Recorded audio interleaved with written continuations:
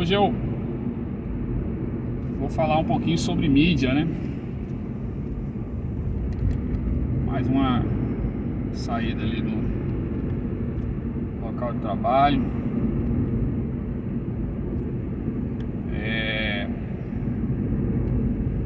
Esses dias eu tô parado com essa questão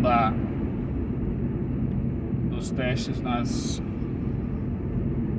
minhas invenções lá pra antena, né? Meu canal fala de tudo um pouco, viu, gente? Eu falo de telecomunicação, eu falo de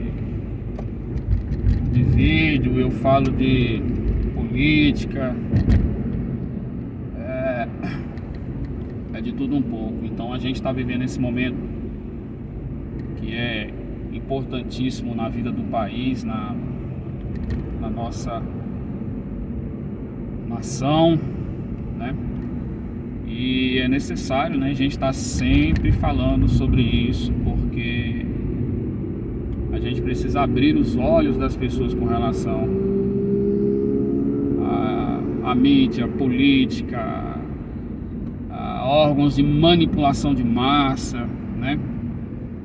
Então, nesses meus anos aí que eu aprendi muita coisa vendo TV, canal internacional, vendo mídia, etc. A gente vê que há esse fator, que é o fator de manipulação. Então o que acontece? Algum tempo atrás eu fiz uma pequena pesquisa aí, e são coisas difíceis até da gente achar algum estudo maior a respeito, mas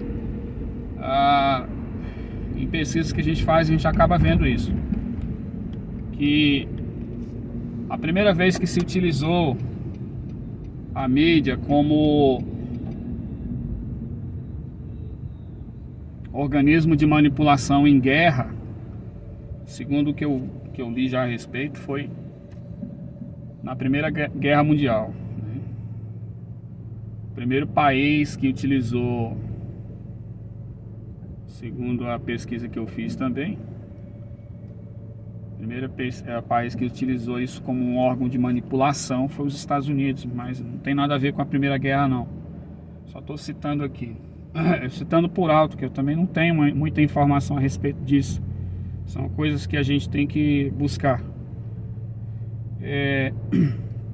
Eu me lembro até inclusive que a gente assistindo alguns filmes baseado em parte em fatos que tem a ver com a Segunda Guerra, por exemplo. A gente vê ali, por exemplo, o filme japonês lá é um filme, na verdade, que conta a história de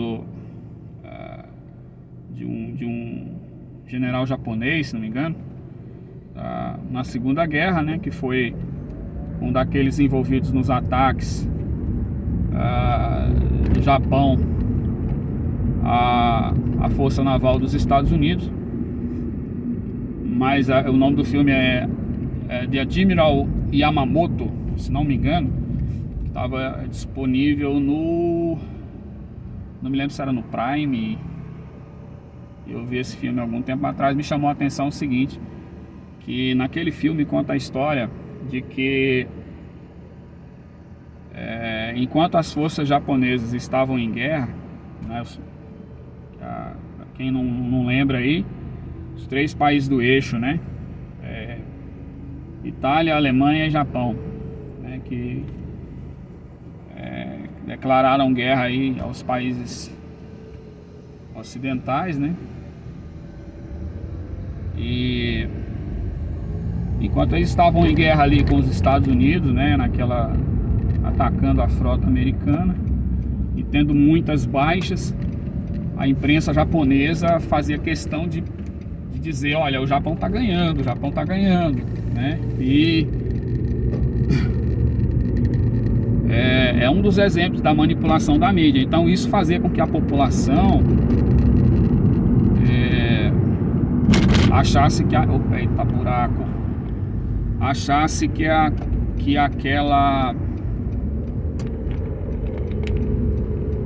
sair aqui desse trânsito aqui, que até ficou meio torto aqui o celular.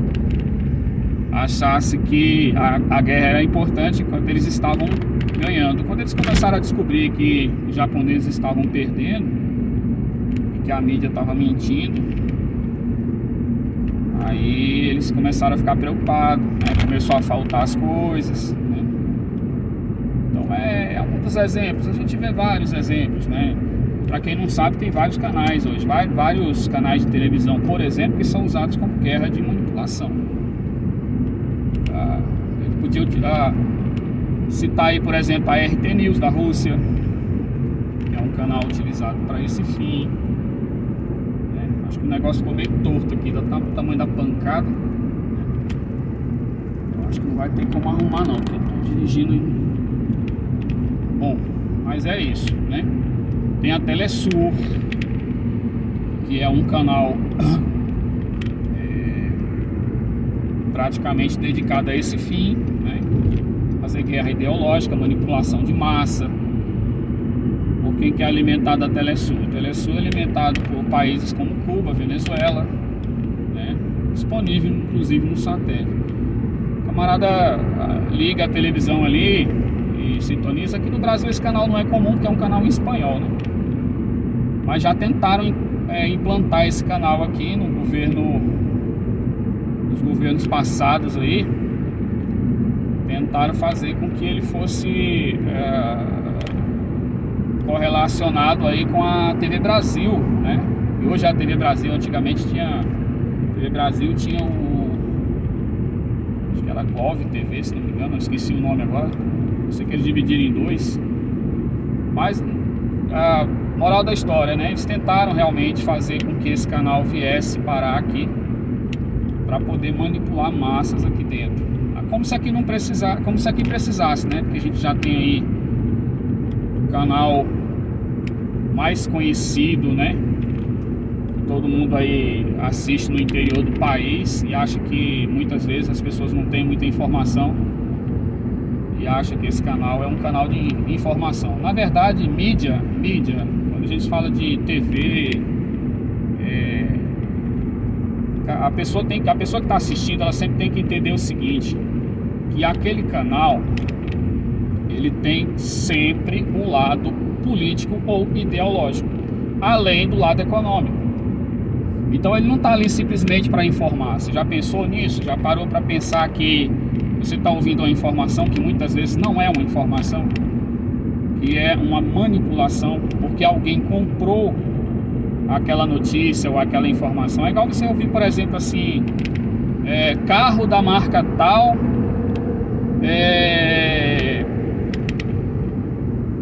foi o favorito do mês tal. Muitas vezes aquele carro daquela marca tal, que está dizendo que foi o favorito do mês tal, é ali um incentivo de uma empresa, né, da própria fabricante ou montadora, né, que está ali incentivando aquele canal a mostrar aquela notícia como favorável para ele. Então a TV, ela é assim. Não tem como a gente dizer que existe canal isento. Não existe canal isento, né? Não existe mídia isenta. Toda mídia tem lado. Não adianta a pessoa procurar mídia isenta que você não vai achar. Então no Brasil hoje, assim como nos Estados Unidos, você tem pouquíssimos canais, por exemplo, do lado da direita, vamos supor. Já a gente tem um mundo, a gente fala muito, né, a respeito, direita e esquerda. A esquerda, ela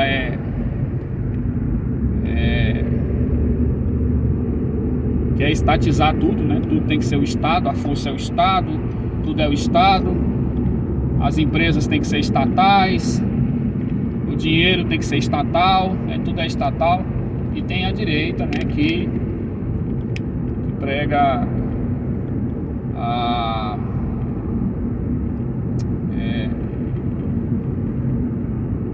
eu perdi o nome agora, esqueci o nomezinho, né? A privatização, né?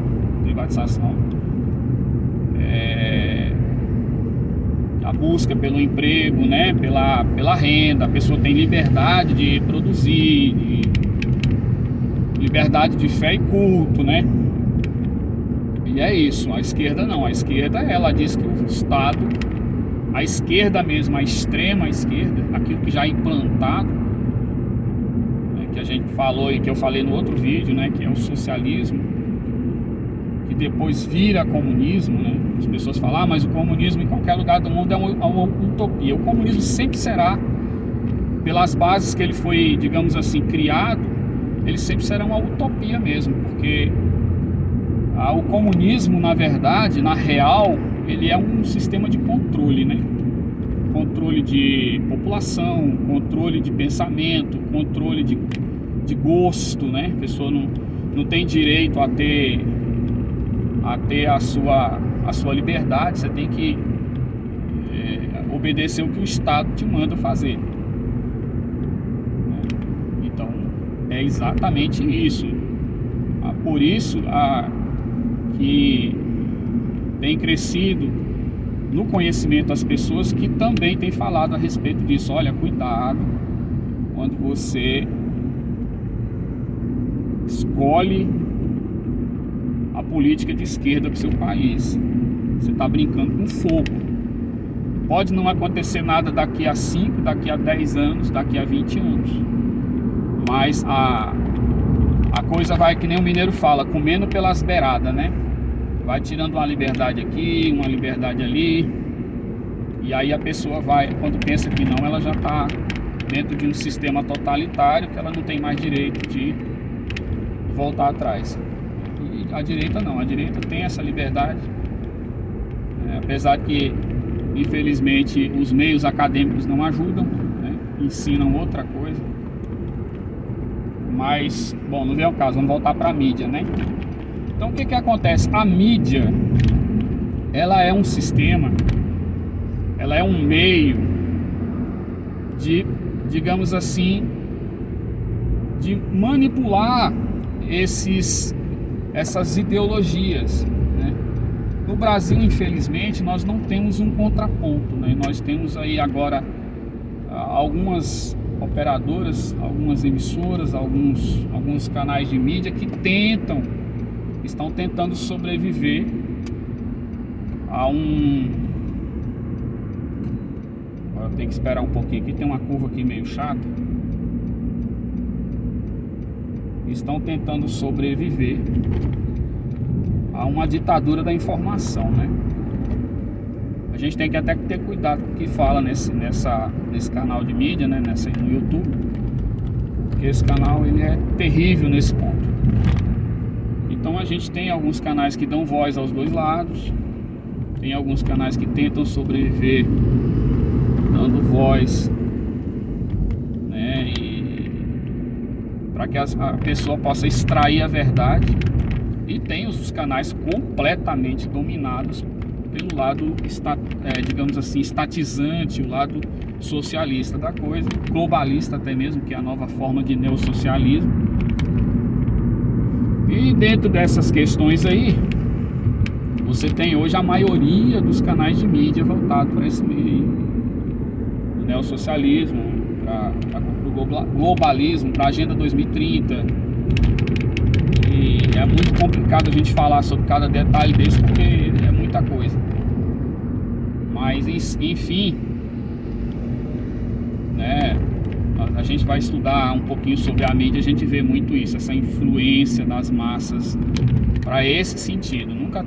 Hoje você não tem, por exemplo, se você for pesquisar um canal para você assistir com a família, vamos supor assim, você tem uma família tradicional, se você for pesquisar um canal de mídia que você goste de assistir com a família tradicional, você praticamente não vai achar.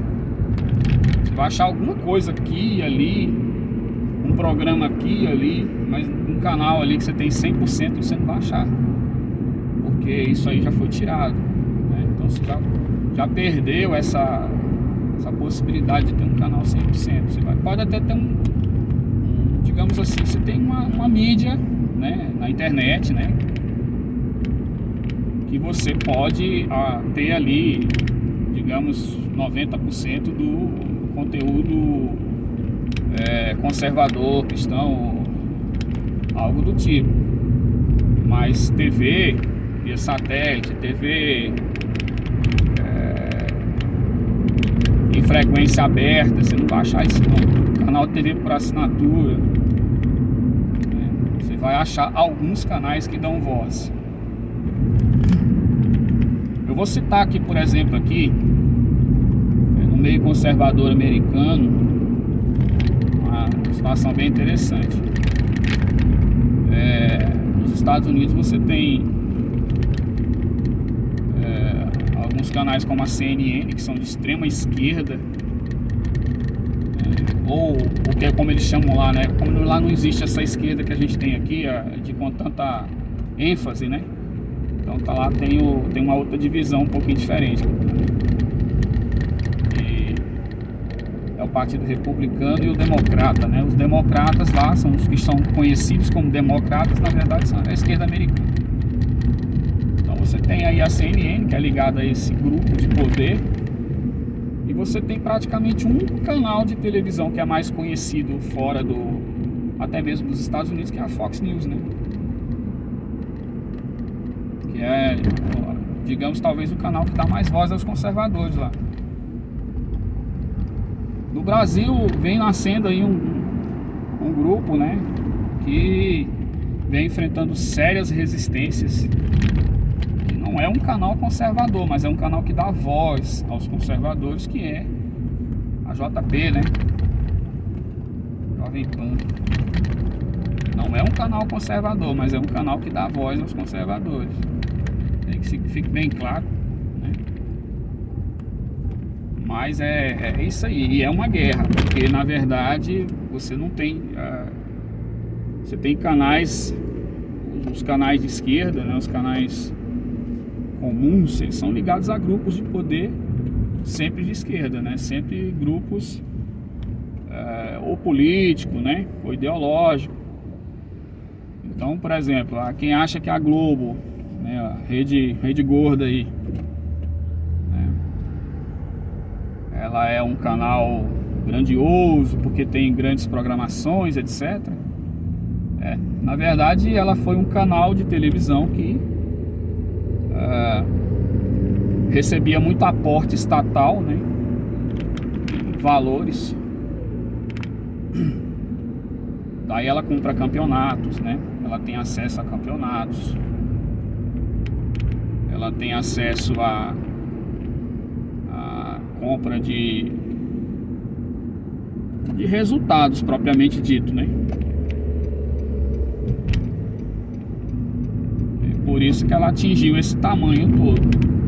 E os outros canais de televisão, durante muitos anos, eles foram relevados, né? Apesar de também não serem canais com uma programação tão diferente assim, era um pouco, digamos, diversificado, mas sempre foram renegados a segundo plano, porque havia sempre um monopólio ali, né? Monopólio de valores, né? Poder financeiro, etc. E então até mesmo a informação ali, a informação era passada de uma forma, digamos assim, mais realista, entre aspas, para as pessoas, né? Que acreditam que aquele canal você está extraindo a verdade e os outros ficam renegados a segundo plano. Todo aquele show de maquiagem, de imagem, né? Como sempre foi, os salários gordos, né? Falar em gordo, aí tinha um gordo naquela emissora lá que recebia um absurdo, um valor absurdo. Tem aí um casalzinho aí que entra em muitas casas todas as noites aí num tal de um jornal aí, né? Que se diz que é um jornal. Esses caras recebem valores absurdos para poder inventar ou criar uma situação de dizer, não, estou falando a verdade. Aí é preciso entender, a imprensa ela trabalha com meias verdades, com meias verdades, né? Porque existe uma figura chamada sofismo. E o que é o sofismo? O sofismo é justamente isso, é criar uma situação que parece verdade em cima de uma narrativa. Então, vai se criando aquilo dali. Eu não sei se eu estou me fazendo entender, que é um assunto complicado de explicar assim, né? É um assunto difícil de explicar, mas eu estou tentando ser o mais claro possível naquilo que eu estou falando a respeito de mídia, porque é assim que funciona, né? O jornalismo, ele funciona dessa forma. Você ouve uma frase ali que, por exemplo, fulano de tal passava na rua enquanto foi alvejado por um indivíduo, né? Aí a situação, se não for explorada, ela fica ali. Ela fala, poxa, você ouviu a mensagem, foi que alguém foi alvejado na rua enquanto ele transitava, né? Porém, muitas vezes a realidade da coisa é que a pessoa foi assaltada. Eu só estou dando um exemplo aqui. A pessoa foi assaltada, foi alvejada por um bandido e acabou morrendo. Mas aí a imprensa, para aliviar a barra do indivíduo, ela não chama de bandido, chama de indivíduo, né? Ou então chama de suspeito, alguma coisa nesse sentido. Então são formas, são figuras de linguagem utilizadas pela mídia para criar situações. Eu tô só dando um exemplo, isso acontece em várias situações, várias ocasiões. E muitas vezes também a mídia trabalha com a verdade também, não trabalha só com a fantasia, não. Às vezes ela pega ali uma informação que ela pode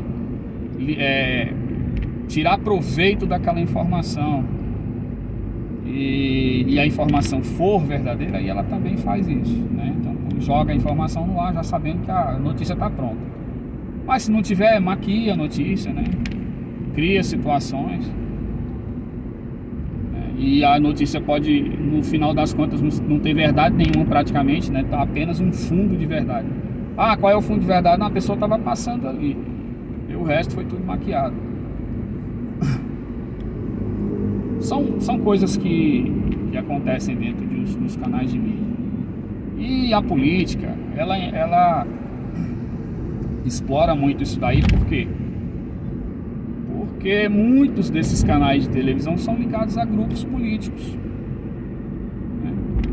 Grupos políticos nos estados, ou quando não ligados diretamente a grupos políticos, são influenciados por eles, né? São pagos por eles aí. Eu já vi história aí, por exemplo, recente, né, de chefe de estado de um dos estados aí da federação aí, né, governo do estado, que praticamente comprou ali o apoio do canal do estado, né? É um caso. Falando um caso, existem outros aí, tem grupos aí de certos estados que são grupos antigos no mercado, né, que são ligados a grupos políticos, né? Me lembro de há um tempo atrás teve um canal desse aí de um estado brasileiro aí que perdeu a concessão porque ele se deixou levar tanto por essa questão de não vai acontecer nada mesmo, então acabou revelando quem era, acho que o próprio dono do canal, que é um político famoso aí, conhecido, né? E aí perdeu a concessão. Não sei como ficou a situação do canal depois, né? O canal estadual, né? Era um filiado, né, de uma emissora aí. E depois eu não sei como é que ficou a situação, se ele foi vendido, se conseguiu recuperar de alguma forma a concessão, passando de repente para um outro, entre aspas, maquiando quem era o dono, né, ou quem era o proprietário do canal. Outra coisa também interessante aqui, quem se lembra daquele canal Amazonsat? Olha só, eu conheci aquele canal lá no início dos anos 2000, quando eu comprei a minha primeira parabólica, né? Era um canal muito bom. Lembro de um programa muito legal que tinha o Negócios da Amazônia. Tinha outros programas assim dessa natureza lá. Um canal que era muito bom, foi muito bom, né? Hoje em dia existe só praticamente no nome. E E o problema é que aquele canal, não só ele, mas teve um outro canal também que sofreu o mesmo problema. Aquele canal ali é ligado, né? É um canal que era, digamos assim, secundário de um grupo, que é a Rede Amazônica, que tem um canal de televisão ligado ou filiado a essa emissora carioca, né? Que eu acabei de citar anteriormente. E como ela tem um canal filiado a essa emissora carioca, né? Acabou que por algum motivo o canal foi ou convidado a sair do ar ou deixar de transmitir via satélite. Eu sei que o canal simplesmente deixou de transmitir via satélite de forma aberta, passou a ser transmitido primeiro com um cartão de acesso através de um receptor exclusivo, né? E aí vem aquela questão que eu sempre falo aí, né? Que as pessoas hoje estão comemorando esse tal desse SAT HD, mas isso aí na verdade é uma grande arapuca, ao meu ver. Então o que acontece? Naquela época esse canal passou a transmitir através de um cartão de acesso, um receptor que se comprava de uma empresa que nacionalizava, e passou alguns anos sendo transmitido através desse cartão de acesso por esse receptor que recebia que tinha configurações para esse cartão. Outro canal que também teve o mesmo fim foi a TV Diário do Ceará, que era transmitido aberto no satélite, tinha uma programação cultural do estado, né?